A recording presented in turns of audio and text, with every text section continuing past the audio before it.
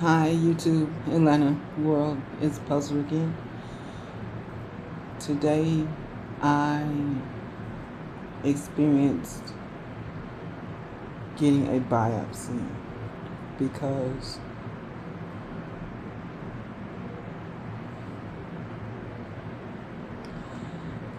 a postmenopausal woman should not have any vaginal bleeding.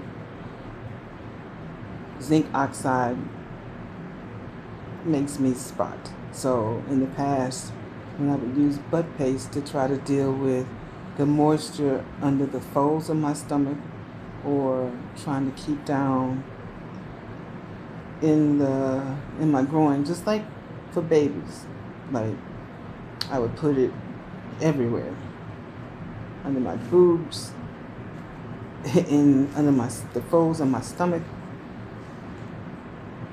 and I thought it was my imagination that I would have spotting. Right. So in here,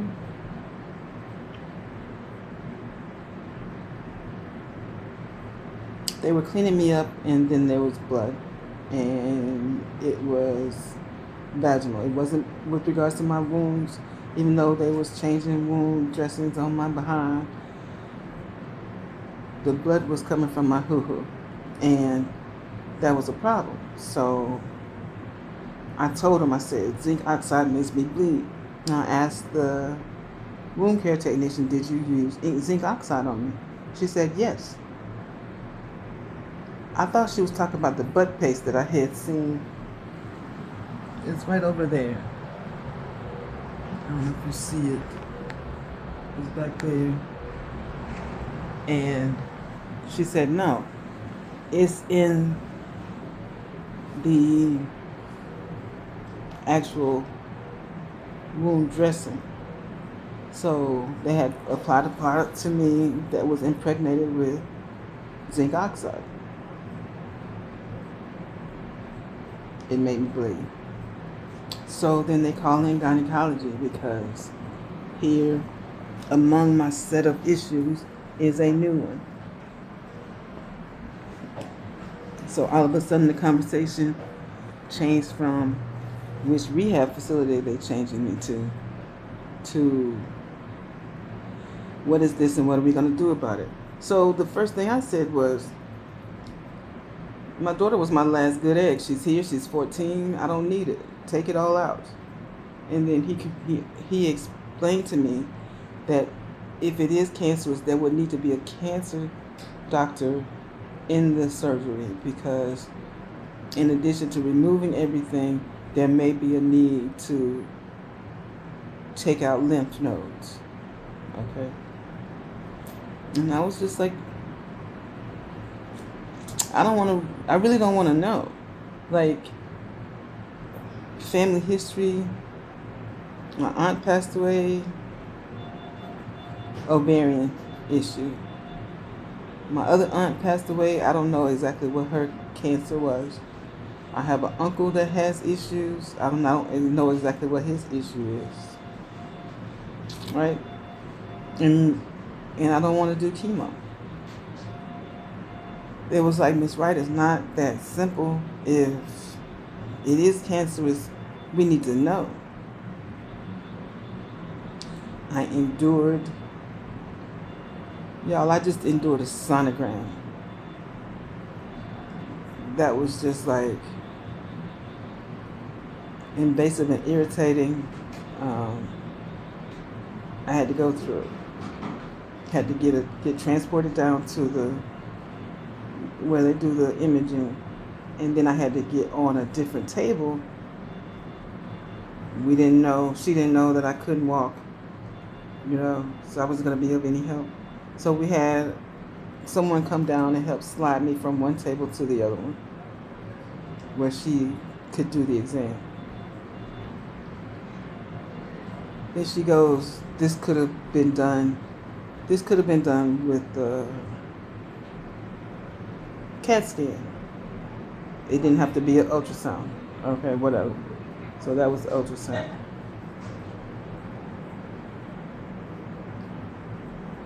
I'm still bleeding. So, where is it coming from? Is it coming from the uterus? Is it coming from the... Is there something in there that's causing the bleeding, or that is actually bleeding? She gets in there, can't really see my ovaries, explains that over time they do shrink. She said they're only like 4 centimeters long. As you age and after menopause, they have a tendency to shrink. So now, she said she did see the fibroid, but it was just sitting on top of the uterus, and she really didn't think that was the cause of the bleeding. So it remains to be seen whether the material that they took from the uterus is cancerous, or if there's anything with regards to the lining of the cervix is cancerous. But either way, they took and biopsied me and sent everything to the lab. So sitting here, messed up, legs 90-degree angle, the results of the, the damage from the allergic reaction. I also get to sit here and wait and find out whether or not any of that material was cancerous. I promise you, when it rains, it pours. And the best thing that you can do is lean not unto your own understanding, but in all thy ways acknowledge him, and he will direct that path, because I don't know what to fucking do. He talked to me today, and he basically fussed at me, and he said, how dare you think I forsake you, and why you not acknowledging the angels that I'm sending around you to be of comfort? Okay.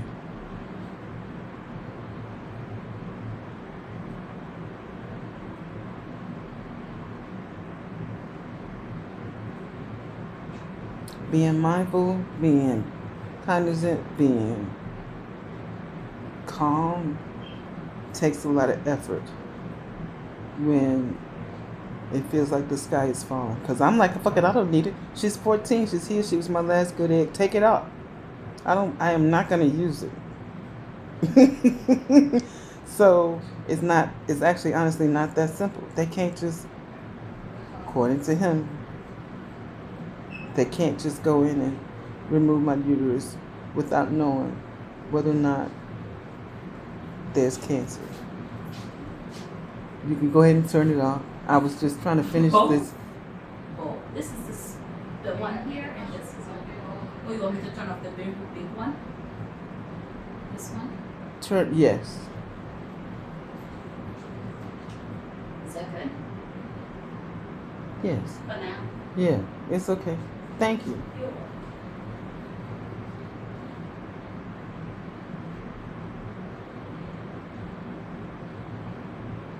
They can't do a half-ass job.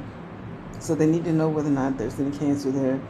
The one sample, I should have an answer back in maybe 2-3 days. The other sample, he said it could go 2 weeks before I get a response. And with regards to me going to a different facility to continue to heal and try to improve physically, wherever I go, if I need to come back here, they'll make that happen, or they'll arrange transportation, or they'll communicate with the other team. It'll be taken care of. But I won't be staying here. I gotta go somewhere, for additional support with regards to what is wrong right now. I am improving today. I was able to get my legs off the bed, but they had a wheelchair sitting there, and I swear to God, I wish I could have got in that chair. But the PT and OT said that there's another chair that they could possibly slide me into so that I just be able to sit upright. You know, they understand and respect the desire to sit and eat sitting up like everybody else does. You know what I'm saying? I'm in this compromising position. I'm eating. Okay, so look, the tray for food or whatever I want is right there, right? So I want to get something to drink. If I don't have a straw, I'm kind of like screwed. Can you imagine being on your side, reaching for stuff, trying to grab it, bring it to you, trying to, you know, just get you something to drink, and then taking a straw, and the water's gonna leak out of the straw as you pull it in, and put it back. Now imagine a plate of food that you gotta figure out some kind of way to get it. I mean, if I don't put the eggs in something, they fall apart. Like, I started getting my grits with cheese to put the eggs over in so that I can get the eggs in my mouth, as opposed to just having eggs all over the place and all over my shirt and on the sheet. You know, so they're supposed to bring around this wheelchair, I can't remember the name of it, that they can take and slide me into and allow me to sit upright. Because I couldn't physically make it to that chair today. I got down to the bottom of the bed. I got my feet off the side of the bed, but I wasn't able to lift my body to be able to then put it in that wheelchair. And I'm in a room that gets really, really hot. So by the time they came around, even though I did not take the blood pressure pill, I refused the blood pressure pill, I refused the high cholesterol pill, I refused the Lipitor, the Nexium, you know, because my stomach feels bloated to me. In the sonogram, she said the side of my stomach where I feel like it's hurting, that there is fluid. There is no blood, there's no anything, there's no fibroid right there, but there is fluid. I don't know what the definition of there is fluid is. Apparently, I'm going to find out a lot of shit in the next 2-3 days.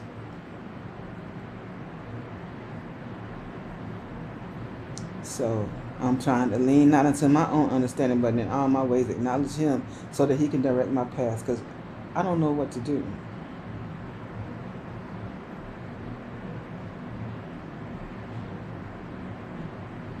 I have to repeat it over and over again. In all thy ways, lean not unto my own understanding, but all my ways acknowledge him, and he's going to direct my paths.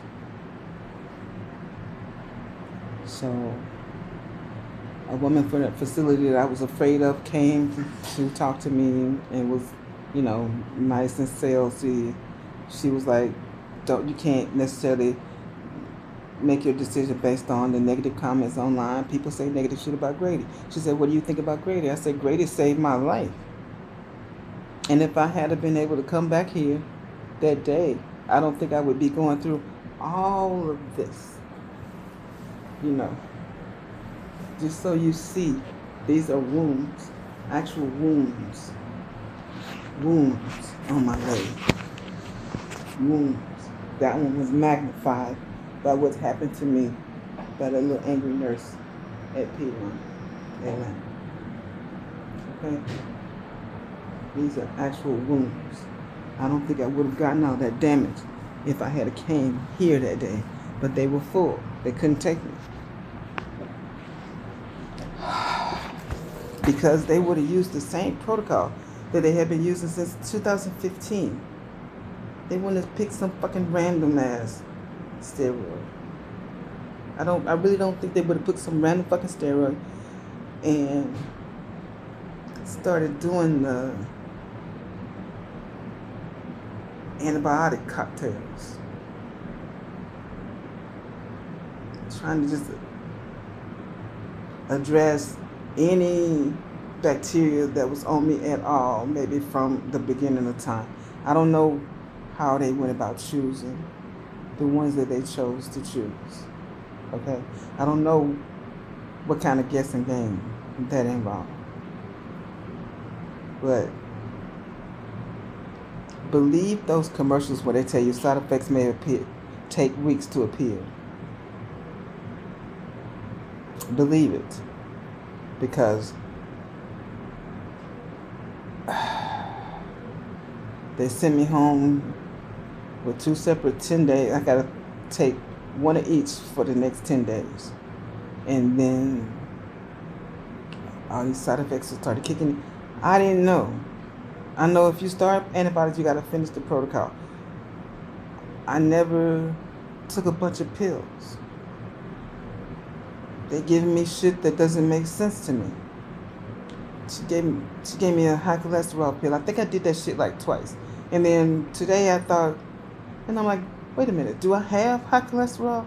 Would you look at my chart and see if I actually have high cholesterol? Because I know that, cholesterol ain't really never killed a lot of people, but those cholesterol pills be taking people out. And based on what done happened to me, based on these fucking antibiotics, I believe the side effects could take 2 to 3 weeks to appear. Side effects include heart attack, stroke, and death. I mean, I don't know if you listen to those commercials. They're pretty disgusting. Heart attack, stress, and death are acceptable side effects for pharmaceuticals. Damn. That shit's vicious. And what the fuck is going on with me right now is real life. I didn't do this to myself. I went looking for help.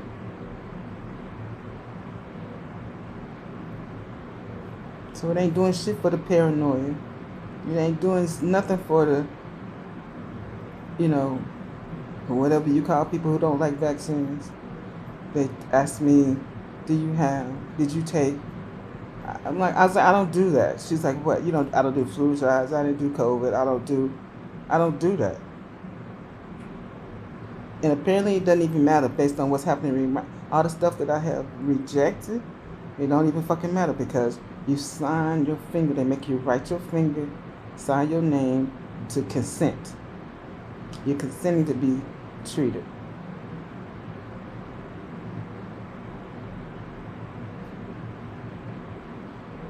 Basically, y'all can go ahead and guess. My blood pressure went down. They gave me a blood pressure pill. The shit made me hot and dizzy. I rejected it from going forward. Because when I did the first PT session, got my body and my feet off the bed, stood up, was about to grab this walker, I got really, really dizzy and very, very hot. And I had to stop.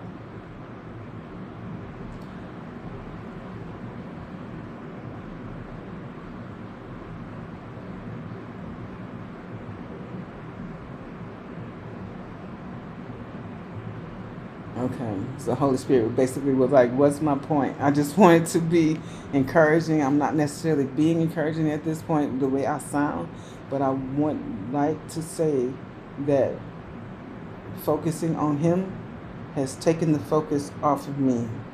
Focusing on His power and what He can do for me has taken away a lot of the sadness and the fear, because the fear is simply demonic. He's got me. I'm covered by the Most High. You are covered by the Most High. Get in touch with your God power. Understand your relationship with Him, who you are to Him, who you are to yourself. Lean not unto your own understanding, but in all thy ways acknowledge Him, and He shall direct your paths. Don't feel like it, don't seem like it, don't understand how the message is going to come, but I've been surrounded by people taking care of me. He has released his angels. I'm covered. There's no reason for me crying. There's no reason for me to sit up here scared. Everything's going to be all right. However it turns out. How am I being used? It wouldn't have been by nothing if I hadn't been willing to pick up this camera, turn it around to my ugly face, and show you what I'm going through. Severe allergic reaction to antibiotics. I went through fierce for severe diarrhea. My undercarriage is all messed up. In addition to the wounds that I have, I got wounds on the bottom of my feet. From my feet to my crown. You know, so you are blessed and covered by the stripes of Jesus from the crown of your head to the sole of your feet. This is some serious stuff that I'm having to talk to myself about, to heal myself about, to command my body to adjust. Pain makes that difficult. Having the issues that I have makes it difficult. But I gotta calm the fuck down, realize and accept that I'm covered.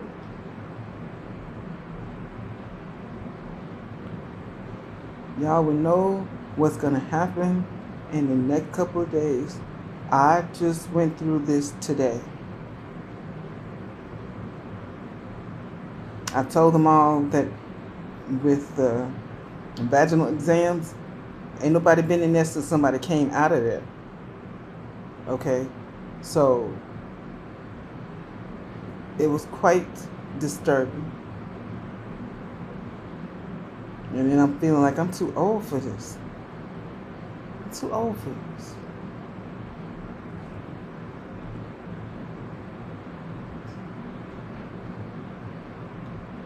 It's best that it was discovered and can be addressed while I'm in here for all this other stuff, as opposed to me trying to figure out how to deal with transportation to get back. That's just my reality. That's the reality of Medicaid. That's the reality of being in a wheelchair. That's the reality of limited ways to have yourself transported.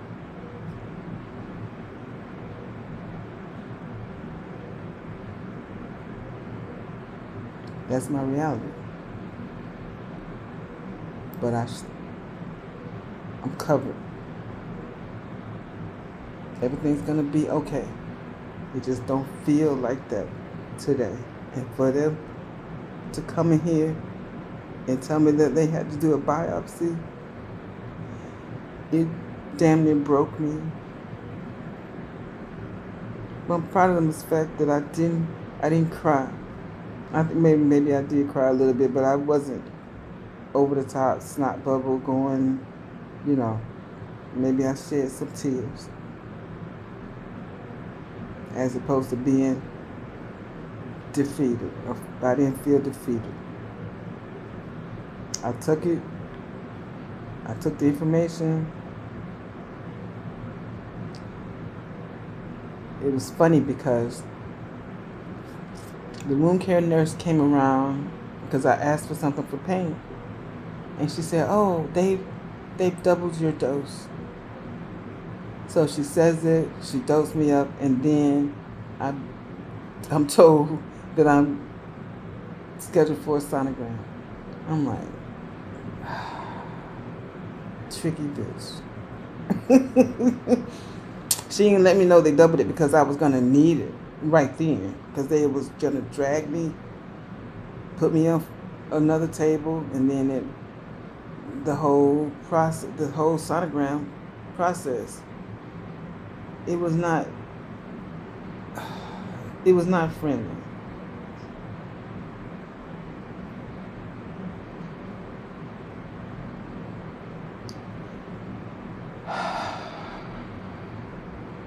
Seek ye first the kingdom of God, and all these things will be added unto you. What things? The things that you want. need to talk to my body. I need to talk to my cells. I need to talk to me to keep my mind together. It's loud in here sometimes. Everything's going off, beeping and bumping. Sometimes there's people in the hall yelling and crazy. I heard yesterday a grown man spit in a nurse's face. So then she had to go off to be, check and see how she is. I thought it was a child. The girl said, no, that was a grown man. How dare you? That was assault. I don't know if it's a misdemeanor or a felony, that's damn so fucking rude. Nasty motherfucker. How could you do that to somebody? How could you, why would you want, you sick and you want somebody else to feel beneath you? The fucking person that's helping you. You want to treat her like shit? Damn. I've never wanted to be that ill. So I guess I understand more so now how they say when I'm laughing and joking and all this kind of stuff that I'm different from a lot of other patients. The ambulance driver said that to me. He said, you have a really positive attitude and you're laughing and sitting up. You're different from any of the other MS patients that I've seen. And I'm just like, damn. And he told me that a lot of people can't move. I was like, wow. Being in here confiscated, I feel the frustration. I really wanted, it was right over there. They had a wheelchair right over there. I had gotten to the end of the bed. I turned the chair so that I could get into it. She was like, oh wow, it's good that you know how to make the transition. Because where it was sitting, I wasn't going to be able to do it. So I moved it how I needed it. She said, it's good to see you do that. I'm like, I wasn't planning on falling. I just wasn't strong enough to get out of this bed and get in that chair. The mattress wasn't firm enough.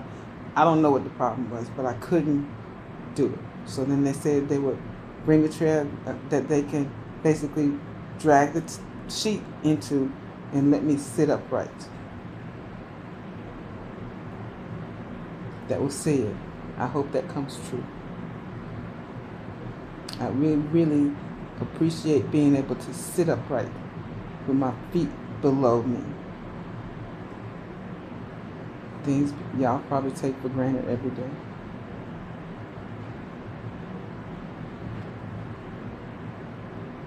I hope that you're able to find something to hang on to. You don't have a relationship with God, just start talking to Him. I promise you that He will talk back. This is me trying to be of God's business, because He ain't going out of business. And encouraging you to have an understanding of who you are, and that you have been given the power to be God over your circumstances. God told Moses, I have made you God to Pharaoh. God told Moses, I have made you God to Pharaoh. God has made us God to our circumstances.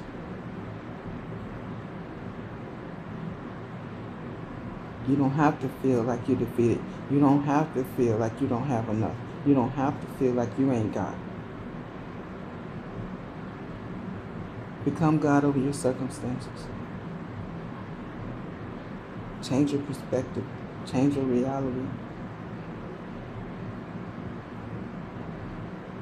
I'm sitting up here finding out I got a whole new reality going on that I didn't even realize was happening to me. And now I gotta know. They already done sent the fucking samples off. I gotta know whether or not it's malignant. I don't want to know. Just take the shit out. I gotta know whether or not it's malignant. They ain't none of my business. Why can't you just go in and do the surgery? I don't need it no more. I'd have had the baby. She was my last good egg. I gotta know. whether or not it was malignant. Because if it's malignant, it's going to determine how it comes out and what all comes out. Ovaries so small she can't even see it in the sonogram. I gotta know whether or not it's malignant. So all this shit that I'm saying in my mind, in my meaning, in my understanding, take the shit out. But I have to lean not unto my own understanding, but acknowledge God. He's in control of the surgery. He's in control of the anesthesiologist if that's necessary. He's in control. So let go of, unclench your fists that you're trying to hang on to, what you're trying to be. You have to acknowledge God and let Him do what He's doing. Just come and do your violence.